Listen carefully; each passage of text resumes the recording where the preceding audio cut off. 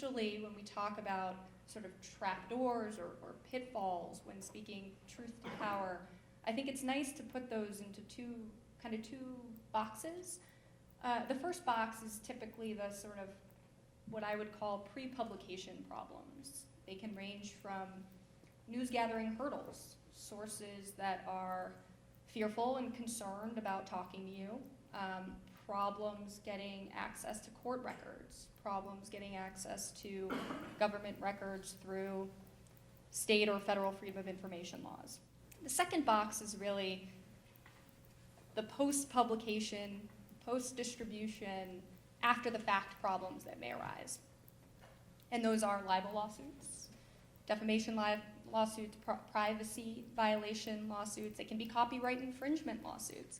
My next film was, this film is not yet rated. It was about the Motion Picture Association of America's ratings board, the MPAA, which is the trade organization for now the 6th largest film studios. And their ratings board, I'm sure most of you know, is a secretive, very secretive ratings board. No one knows the process. No one knows who does the ratings. All we know is that they have no qualifications to do what they do.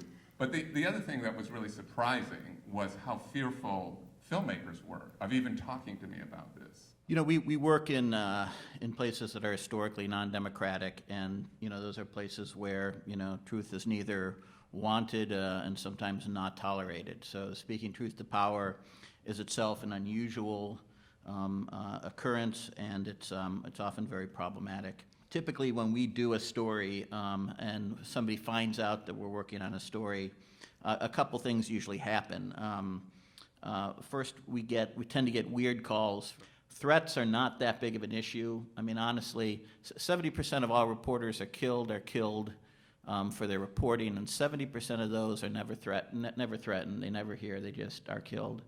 And we operate with the premise that somebody might be trying to kill us at any time, and so a threat is good. It shows that that somebody is being a little bit more cautious. The other thing we face quite commonly now is smear campaigns. There's actually a Serbian website called Antidote, which is set up as a investigative reporting NGO, much like us, except in their investigative stories, all the organized crime figures are unfairly accused of being criminals, and all the media, like us, who are writing about them are in the pay of the CIA and other bad guys, various criminals. But probably the most interesting case has been Azerbaijan, because Azerbaijan has really adopted kind of a scorched earth policy on media. They've essentially decided there will be no honest reporting on Azerbaijan almost anywhere, and they've gone to a particular level. It started with, we have a reporter named Hadija Ismailova. Some of you are probably familiar with her. She's been kind of a cause célèbre recently.